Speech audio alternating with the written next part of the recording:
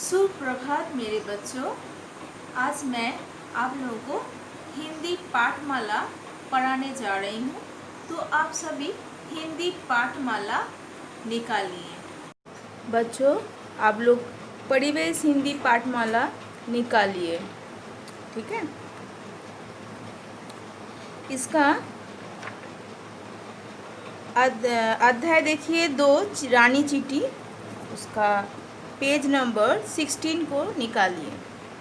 देखिए नए शब्द समा, माफ, उपाय, तरीका, मित्र, दोस्त, मंद मंद, धीरे धीरे, विश्राम, आराम, मदद, सहायता, कष्ट, तकलीफ, संदेश, सूचना। यहाँ मुहावरे हैं, इसको आप लोगों को पढ़ना है, ठीक है। लाल पीला होना, बहुत गुस्सा होना, अब देखा ना ताव, बिना सोचे विचार। कहानी की बात जो है, इसमें 2 टाइप का प्रश्न दिया गया है, एक है मौखिक, एक है लिखित, ठीक है। मौखिक में 3 ठो है, लिखित का 3 ठो है। तो मैं आप लोग हमको फॉलो कीजिए। मौखिक प्रश्न के उत्तर दीजिए। किसे अपने बल पर घमंड था? शेर को अपने बल पर घमंड था। रानी चीटी का मित्र कौन था? रानी चीटी का मित्र कर्ण खजूरा था। शेर ने किसे संदेश भेजा? शेर ने रानी चीटी को संदेश भेजा। ये गया मौखिक। अभी आया लिखित। शेर को गुस्सा क्यों आ गया? शेर की घोषणा से जंगल में रहता सभी जानवर शेर महाराज को प्रणाम करने आए, पर रानी चीटी अपना सेना के साथ अभी तक नहीं आई, इसलिए शेर को गुस्सा आया, ठीक है। प्रश्न, चींटियों ने देर से आने का क्या कारण बताया? चींटियों ने देर से आने का कारण है, रानी चीटी बोली, महाराज रास्ते में बारिश का पानी भरा हुआ था, इसलिए हमें आने में थोड़ी सी देर हो गई।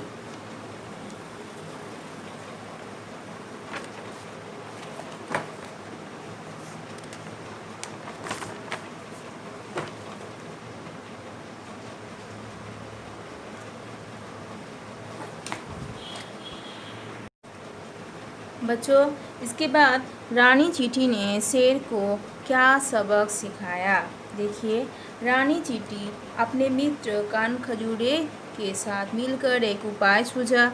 कान खजूरे शेर के विश्राम के समय चुपके से शेर के कान में घुस गया और शेर को कान में जोर से काटा। शेर परेशान हो गया और दर्द से तड़प उठा। वह इधर उधर उछलने लगा, पर किसी भी तरह दर्द कम नहीं हुआ। जंगल के कोई भी जानवर शेर को मदद नहीं कर पाया। अंतिम में रानी चीटी आके मित्र कान खजूरे को बाहर आने बोली, धन्यवाद दिए। बाहर आने के बाद शेर को दर्द से छुटकारा मिला। इस तरह चीटी ने शेर को सबक सिखाया। नंबर 2, सही उत्तर चुनकर टिक लगाइए। देखिए, क ख ग है। क, शेर कैसा था? कमजोर, आलसी, घमंडी था, राइट दीजिए। रानी चीटी किसके साथ पहुंच गई? देखिए, हाथी के, अपनी सेना के, लोमड़ी के, अपनी सेना के। शेर के कान में कौन घुस गया? कान खजूरा। टीका लगाइए, टिक दीजिए। उसके बाद नंबर 3, सही उत्तर पर टिक का निशान लगाइए। क देखिए, इसमें क और ख है। रानी चीटी कान खजूरे के पास क्यों आई? क्योंकि वह अपने मित्र से मिलना चाहती थी। क्योंकि वह शेर को सबक सीखना चाहती थी। तो शेर को सबक सीखना चाहती थी, राइट।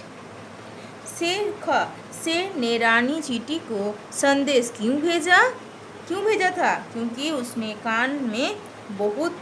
कान में बहुत तेज से दर्द हो रहा था, ना कि क्योंकि वह रानी चीटी को सजा देना चाहता था। क्यों बोला था?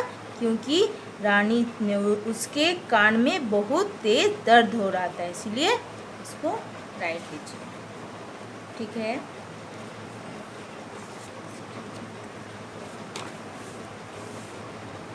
देखिए यहाँ सही शब्द चुनकर वाक्य पूरा कीजिए। सही शब्द है जो आप लोग को चुनना है। देखिए सही शब्द चुनना है। संदेश, विश्राम, बारिश, छोटी कीड़ा। मार्ग में बारिश का पानी भरा हुआ था। शेर भोजन करके विश्राम कर रहा था। आपके कान में कोई कीड़ा घुस गया है। शेर ने रानी चींटी को संदेश भेजा, कभी किसी को छोटा नहीं समझना चाहिए। इसके बाद देखिए बच्चों, हम अपने आसपास जो सब कुछ भी देखते हैं उन सब का कोई ना कोई एक नाम होता है। नाम बोलने वाले शब्द को संज्ञा कहते हैं, जैसे राम, मेज़, कुर्सी आदि। नीचे दिए वाक्य में शब्द संज्ञा शब्द पर गोला लगाइए। देखिए नीचे दिए शब्द में वाक्य में संज्ञा शब्द कर गोला लगाया है। उसमें एक घमंडी शेर रहता था, तो शेर को आप लोग गोला लगाइए। ठीक है, सभी जानवर शेर को प्रणाम करने आए। जानवर शेर। रानी चींटी अपनी सेना के साथ वहां पहुंच गई। चींटी सेना। ठीक है।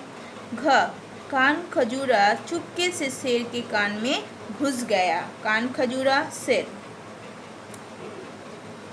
जंगल के सभी जानवर वहां आ गए। जंगल जानवर।